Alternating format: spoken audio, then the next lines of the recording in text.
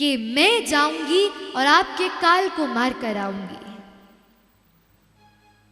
कंस ने कहा कि तुम अपना स्वरूप देखती हो, अरे इतनी भयावह हो कि तुम्हें कोई अपने घर में ना घुसने दे, तो तुम जाकर कैसे मेरा कार्य करोगी? पूतना बोली रुको। सोई पूतना गई, ऐसा बढ़िया श्रृंगार किया कि जैसे ही कंस ने पूतना की ओर देखा तो एक बार के लिए कंस भी मोहित हो गया। इतना सुंदर स्वरूप धर के आई। जैसे ही पहुंची, जैसे ही ब्रजमंडल में गई, प्रत्येक ब्रजवासी के घर जाती, जो भी 10 दिन के बालक या शिशु थे उन्हें जाकर पयोधर का पान करवाती, विषयुक्त पयोधर का पान करवा उन नन्हे से बालकों को मार देती। घूमते घूमते जैसे ही गोकुल पहुंची तो क्या देखा कि आकाश में बादल रंग बिरंगे हो गए हैं। समस्त ब्रजवासी आनंद मना रहे हैं, उत्सव मना रहे हैं। पूतना ने जाना कि लगता है कि मानो यही महाराज कंस का काल जन्म लिया है। आज तो इस बालक को यहां से मारकर ही जाऊंगी। जैसे ही पूतना अंदर प्रविष्ट हुई तो सब ब्रजवासी जो नंद घर आनंद भयो खूब उत्साह से गा रहे थे,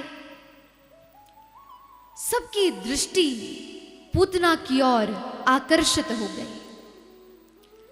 सुंदर सी गजगामिनी चाल चलती हुई, बढ़िया से नेत्रों को मटकाती हुई, कटाक्ष आकृति बनाती हुई, बढ़िया से अपने केशों को संवारती हुई, सब भाव करती हुई, कभी इधर ब्रजवासियों को देखती, कभी उधर निहारती। तो ब्रजवासी तो पूतनाओं की इस अदा को देखकर उस पर मोहित ही हो गए, और जो आनंद और उत्सव में लगे थे उन सब से विमुख हो गए। कुछ ग्वाले तो भागे भागे अपनी मैया के पास गए, बोले मैया तू तो कहती थी कि विवाह कर ले, ठीक है करा दे मेरा विवाह। मैया बोली अच्छा किससे करेगा? बोली वो जो सामने जा रही है ना उसी से मेरा विवाह करा दे। अरे ग्वाले तो मोहित हुए ही हुए, लेकिन गोपियां भी मोहित हो गए। कुछ गोपियां झुंड बनाकर खड़ी थी, तो पीछे से पूतना गई और बोली कि अरे ये नंद भवन कहाँ है? जैसे ही आवाज सुनी, ऐसी वाक मधुरता सुनकर गोपियां एक क्षण के लिए स्तब्ध हो गई। मुड़कर देखा, अरे कौन है, देखे तो सही। जैसे ही मुड़कर देखा और सुंदर सी पूतना के स्वरूप को निहारा। अब यहां पर हमें पूतना के सौंदर्य का वर्णन करने का कोई भाव नहीं है, लेकिन इस सौंदर्य के कारण किस किस प्रकार की बाधा विपदा हुई उन सबको व्यक्त करना है। तो जैसे ही गोपियां आकृष्ट हुई और आकृष्ट होकर पूतना को निहारने लगी, तो बोली अरे वो सामने जो महल देख रहे हो वही नंद बाबा का है। पूतना गई और सीधे नंद भवन में प्रविष्ट हुई। ब्रजवासी तो मोहित हुए ही हुए, लेकिन ठाकुर जी की मैया भी मोहित हो गई। पूतना को देखकर मैया ने नेत्र बंद कर लिए। बोले अरे विधाता तूने ये का क्यों? बोले अरे विधाता प्रकट हो गए। बोले मैया का भयो? बोले अरे या तो मेरे लाला को कुछ समय पहले भेजते, और या तो ये जो लाली आ रही है, ये जो युवती आ रही है, इसे कुछ समय बाद भेजते। बोले मेरे लाला के तुल्य तो मानो यही प्रतीत होती है। अब बस ऐसी कृपा कर दियो कि इस युवती की कोई लाली हो, तो जिसकी लाली से अपने लाला का विवाह संपन्न कराऊंगी। जैसे ही पूतना भीतर गई तो यशोदा मैया ने पूछा अरे गोपी तू कौन है? कहां ते आई, कभी देखा ना तुझे यहां ब्रजमंडल में। पूतना बोली, अरे मैं यही रहती हूं ब्रजमंडल में, लेकिन मैं ठकुराइन हूं तो याई मारे बाहर ना निकलूं, केवल घर में ही रहूं। लेकिन आज जब मुझे पता चलो कि लाला का जन्म भयो है, तो लाला को आशीष देने के काजे आई। मैया बोली, अच्छा। तभी उसी क्षण कुछ गोपियां आ गई। मैया, अरे कुछ गवाले, कुछ गोप आपको बाहर बुला रहे हैं। मैया बोली, अरे अभी तो लाला सोयो भी ना, और कैसे छोड़कर आ जाऊं।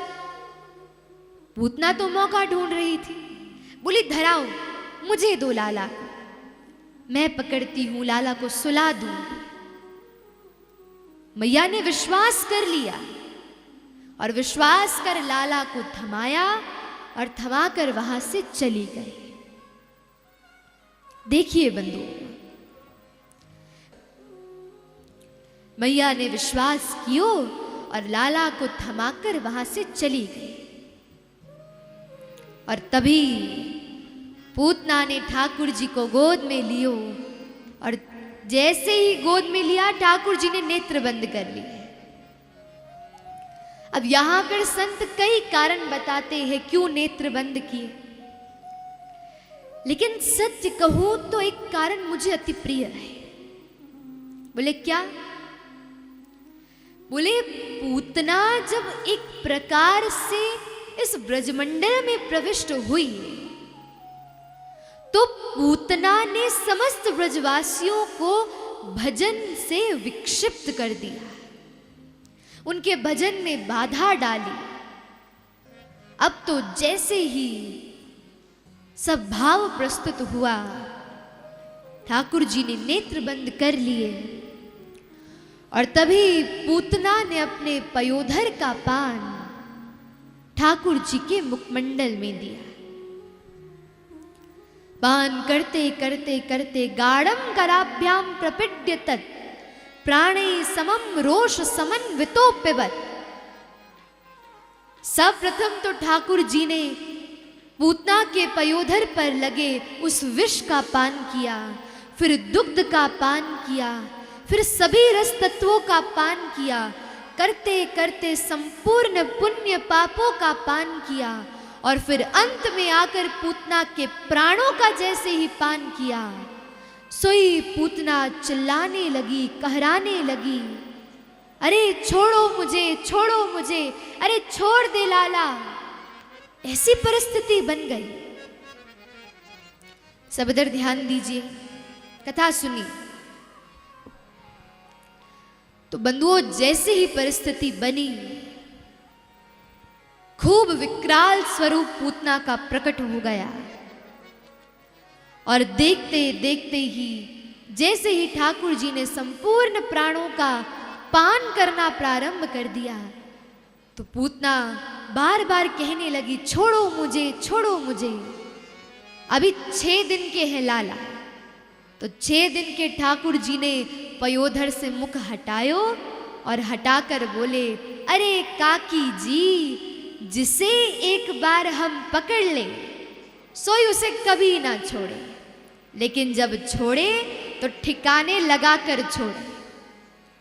अब तो 6 दिन का बालक बोल रहा है, ऐसा ही अनुभव कर कर आधे प्राण तो पूतना के वही निकल गए।